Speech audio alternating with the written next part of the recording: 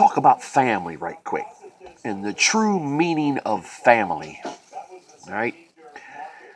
Your mother and your father, your grandmother, your grandfather, your brother, your sister, your nieces and nephews are supposed to stay tight. A family is supposed to work with each other, help each other out when you're going through your ups and your downs. When you're up, everybody's fine. And when you're down, everybody seems to go. And that's not cool. You got to keep a tight knit. The whole entire family. See, I don't have that. My father is probably dead. I've seen him 3 times in 49 years. My mother, she'll act like she cares, but she ain't shit. So I don't talk to her. Because she ain't got nothing but a smart-ass country hillbilly mouth on her. So I don't want nothing to do with my own mother. My sisters, they hate me because I don't care too much for my mother. My mother did me dirty. My mother put me in a group home when I was a fucking 12-year-old kid because she had no fucking pussy to fucking take care of her kid. I mean, she gave up. She was weak. So she turned me over to the state of Delaware in 1980. It took a year before I left the Governor Bacon Health Center in Newcastle County, Delaware, to go live with my grandmother and my grandfather. The only 2 mother and father that I know. Now they're dead and they're gone. I was living in my grandmother's home until my uncle kicked me out so he could sell the property. Because he's a greedy fucking old man. I got cousins that I was real tight with. We hung. We partied. We chilled with each other. Barbecue after barbecue after barbecue. I was one of the most favorite nephews in my family. Now none of them, and I mean absolutely none of them, reach out to me and try to talk to me and ask me how I'm doing. They do not fucking care. So, I'm going to get a will written. And in that will, it's going to state that no blood-related family members are allowed to enter the funeral home where my fucking dead ass is laying. Simple as that. I don't want none of you there. Absolutely none of you. Now my father, he'll never see this. I've reached out and tried to find him countlessly over the past 4 or 5 years. And he's like trying to find Jesus alive and walking today on the planet. Guess what? That ain't going to happen. You're never going to find him. So, my father, you can go fuck yourself. I'm your oldest and only child that you've seen 3 times in 49 years. You could put a pistol in your mouth, pal, and pull the fucking trigger because you are scum of the earth. You rich motherfucker. Delta Airlines flight coordinator. Jet engine mechanic from the Air Force, served in Nam, got a beautiful home in West Palm Beach, got a home in Tucson, Arizona, got a big house in North Carolina. 2 of those homes, the doors are shut and they're locked. But yet, his only son, which is me, has to sleep on the fucking streets with the rats and the fucking mosquitoes and the ants and the cockroaches. Fucking pathetic, don't you think? I'm not perfect, and I've busted my ass no matter what job it was that I've done all my life. I give 100% no matter what it is that I'm doing. Now, I had a few friends of mine show me some love and put some money into a GoFund account to get me back here to Delaware. But over the past couple days, I'm really starting to take a hating to being here. A dislike being here. Now I'm trying to find some work to stack a little bit of paper up to either make something happen here or go the fuck back home.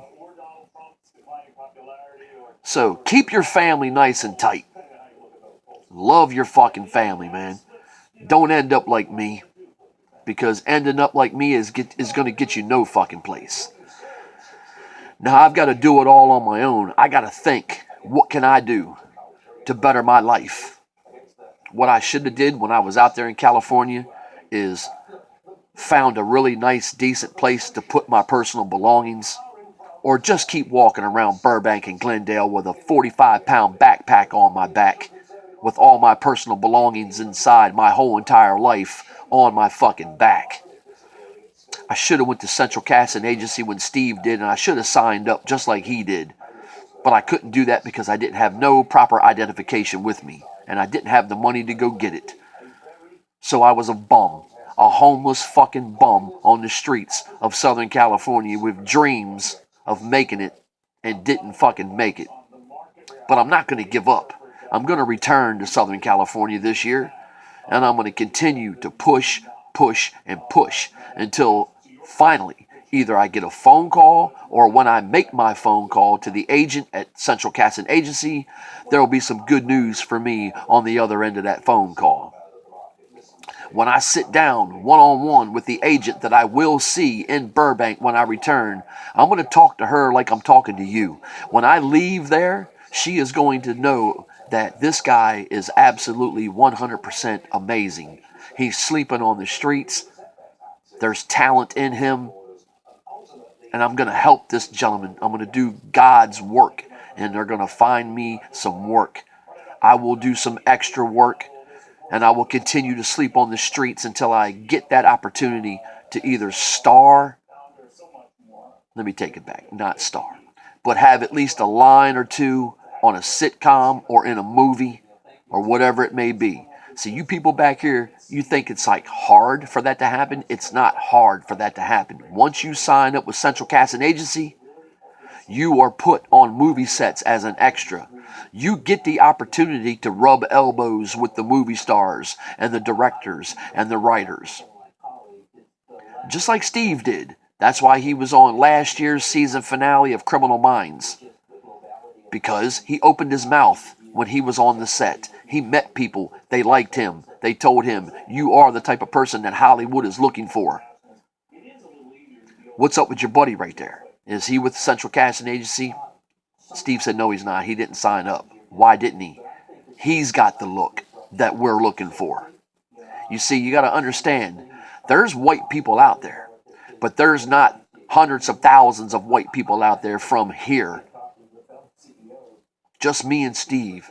We were probably the only two people in Burbank that might have been from Dover, Delaware, that are living there, that are trying to make it in the independent or the movie industry, whether it's an independent film or it's a major motion picture or even it's a sitcom. Now, I could have done a lot of things. I could have went to Hollywood Boulevard and I could have stood out there in front of Jimmy Kimmel Live. I could have done that every motherfucking day, flying different signs. I never went and did that. You want to know why? Because I just didn't feel like doing that. I felt as though the good Lord works in mysterious ways. And if he wants me to be successful, then he will guide me in the right direction to be successful. So basically this video for you guys is to let you know that I'm not a quitter. And I will be going back out to Southern California.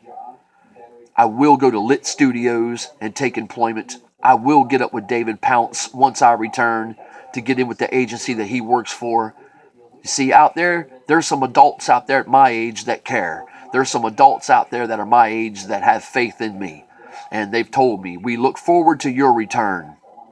So while I'm here, I need to put things together to make some money because it doesn't look like I'm going to get hired anywhere without no means of transportation. So the only other thing that I could possibly do is take an odd job, spend the money on my business license, and bring back Hellaware Championship Wrestling, do a banging ass fucking show, pay all my workers, put money in my pocket, sign the company over to my best friend, and get the fuck out of here and go back to Southern California. Have a nice day.